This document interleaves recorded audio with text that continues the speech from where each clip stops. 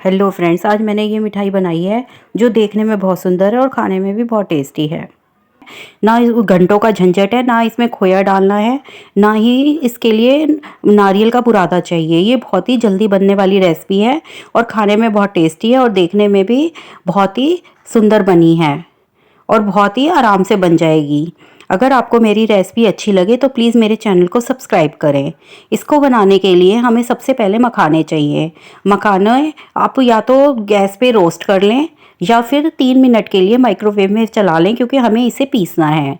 अब इसे एक मिक्सी के जार में डालेंगे और इसका पीस लेंगे।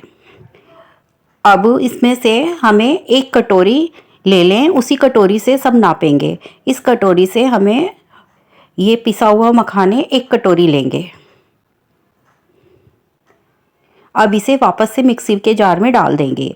अब हम इसमें इसी कटोरी से आधे काजू लेंगे। मैंने काजू टुकड़ा लिया है, आप चाहें तो साबुत काजू भी ले सकते हैं। इसी कटोरी से आधी से थोड़ा सा कम चीनी डालेंगे और इसमें 2 से 3 इलायची डाल देंगे। अब इनको पीस लेंगे। पीसने के बाद एक छन्नी लेंगे और इस तरह से इसे छान लेंगे। धीरे धीरे करके सारे मिश्रण को छान लें। छानने के बाद ये थोड़ा सा वेस्ट रह गया है, इसको अलग रख लें। अब इसमें आधा कटोरी मिल्क पाउडर डालेंगे और इसे अच्छे से मिलाएंगे। जब ये अच्छे से मिक्स हो जाए तब इसे हम 3 पार्ट में डिवाइड कर लेंगे।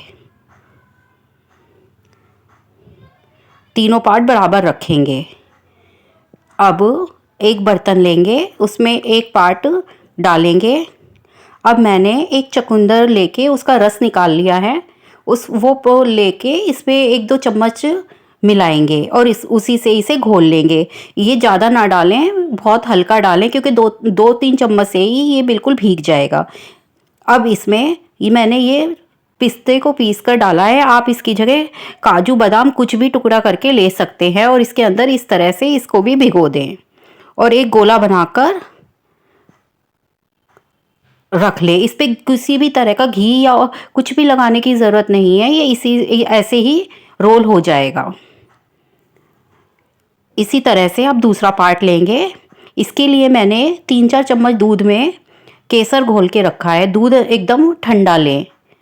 अब इसी तरह से 3-4 चम्मच इसमें डालें और इसको भी घोल लें। केसर घोलने से इसमें खुशबू भी अच्छी आएगी। आप चाहे तो इसकी जगह फूड कलर का यूज़ कर सकते हैं। अब तीसरे पार्ट के लिए मैंने ग्रीन फूड कलर लिया है, इसको भी मैंने दूध में घोल लिया है। अब इसे इस तरह से मिलाकर इसका भी एक गोला बनाकर तैयार कर लेंगे। जब सभी गोले तैयार हो गए हैं तो इसमें से अलग अलग 5 पीसेस कर लेंगे। इसी तरह से तीनों पार्ट के 5-5 पीसेस कर लेंगे।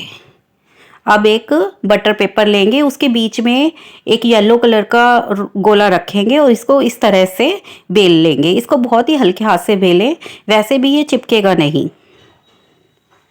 इस तरह से आप आराम से बेल लें। अगर आप फिर भी आपको लगता है चिपक रहा है तो आप इस पर भी थोड़ा सा ऑयल लगा सकते हैं। अब इस तरह से इसको हटाएंगे और इसके बीच में एक रेड कलर का रोल रखेंगे और इसको जैसे परांठे या पूरी को फोल्ड करते हैं, इस तरह से इसको बिल्कुल बीच में लेके इसका भी गोला तैयार कर लेंगे।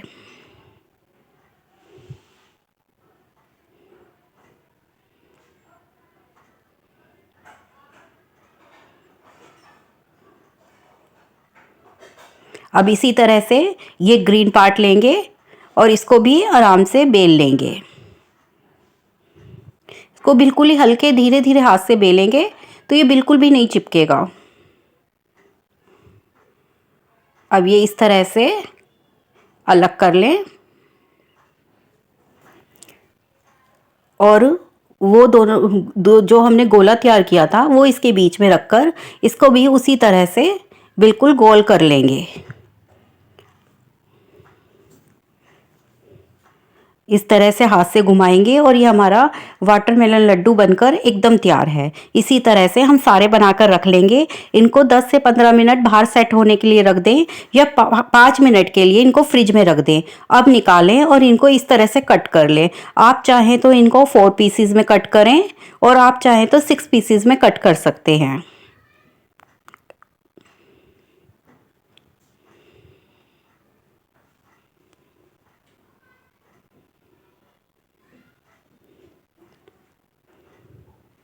इस रेसिपी को बनने में 10 से 15 मिनट लगते हैं और ये खाने में बहुत ही टेस्टी लगती है। आप किसी भी फेस्टिवल पे इसे बना सकते हैं या जन्माष्टमी पर भी इसको बनाकर कान्हा जी को भोग लगा सकते हैं। अगर आपको मेरी रेसिपी पसंद आई हो तो प्लीज़ लाइक करें, शेयर करें, कमेंट करें और मेरे चैनल को सब्सक्राइब करें। Thank you.